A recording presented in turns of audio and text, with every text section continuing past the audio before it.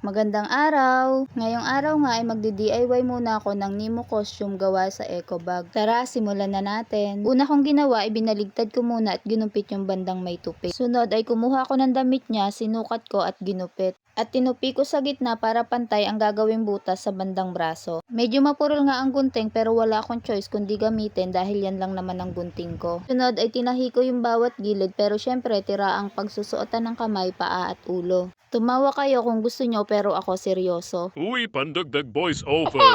At ayan nga, gumupit ako ng pangmanggas at tinahi ko. At kung gagawin nyo din to, siguraduhin nyo na nasa loob lagi ang tahi. Pero syempre, di na kayo magpapakahirap gumawa at bibili na lang kayo dahil may pambili naman kayo. Char! Ako kasi walang pambili Pinagdudugtong ko nga lang yung ibang ikinakabit ko dahil kailangan kong pagkasyahin yung dalawang eco bag. Kasi nga nagtitipid ako, 15 pesos din kaya isa niya. Pwede nga. Oo nga. At ayun nga, pagkatapos kong gawin yung isang manggas, sinunod ko naman yung kabila. At ayan nga yung magiging itsura niya. Ginupit ko nga pala yung bandang likod para hindi ako mahirapang magsuot mamaya sa bebe ko. At nilagyan ko ng velcro para may pandikit at di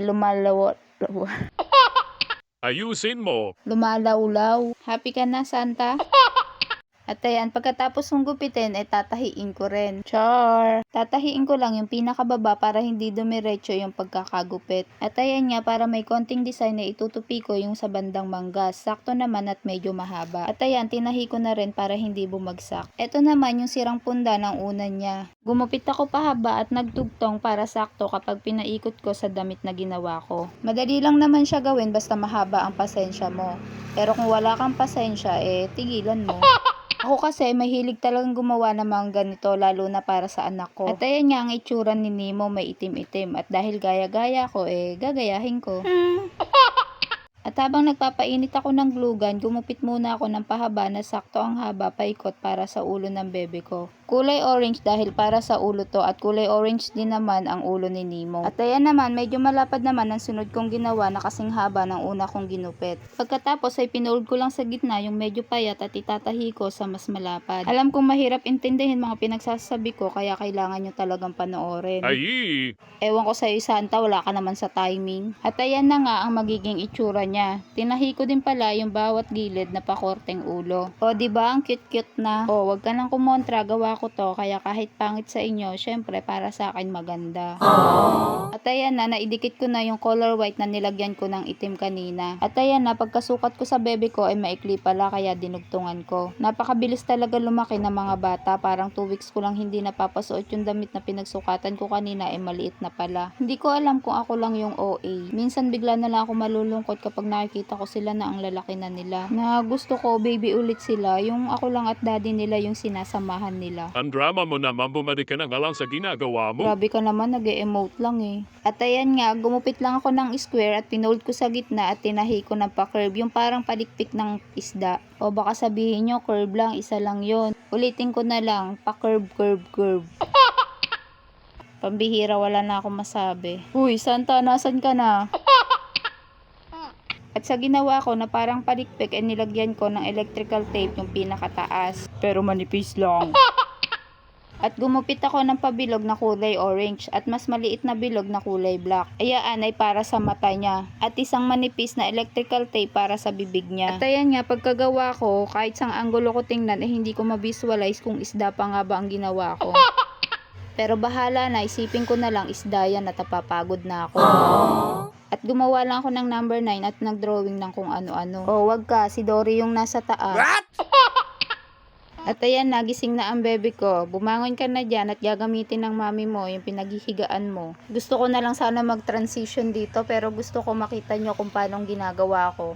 At ayan nga pala, kung ano na lang makita ko na pwedeng gamitin, ilagay na dyan. Kaya nga pala ito ang naisip kong team, nakita ko ang mga laruan ng mga anak ko na ilang beses lang nilaro, pinagsawaan na. Kaya gamitin muna natin. At ayan, gumamit lang ako ng tape para pandikit. Wala na talaga akong masabi, kaya sana kahit walang voice over, panoorin nyo. Pero meron pa rin naman yan sa dulo kaya sana tapusin nyo. At kung nakarating ka sa part ng video na to, paki-comment kung tiga saan ka para malaman ko kung saan nakarating ang video na to.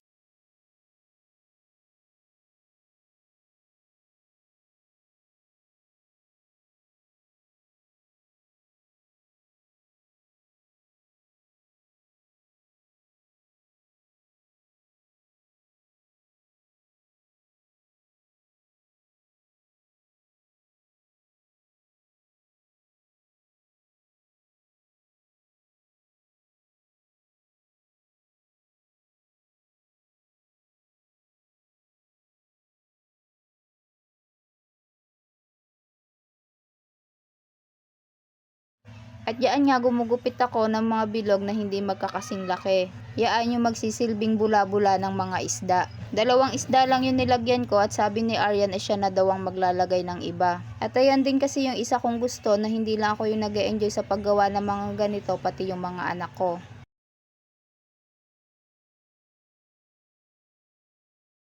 At ayan nga, hinayaan ko na siya dyan at nilalagyan niya ng color white yung mga bilog-bilog na ginawa namin para magmukha daw talagang bubbles. At nakukulangan ako sa mga design na nilagay ko kaya pati tong dinosaur ay hindi ko talaga pinaligtas. Itatago ko na lang yung mga paa, ulo at buntot. At ito na ang pinaka-exciting na part.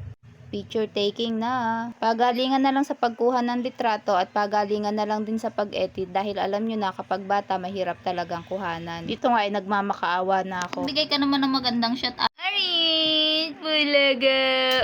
O sige na, bahala ka na dyan. Please like, comment, and follow for more. Thank you for watching. Bye! God bless us.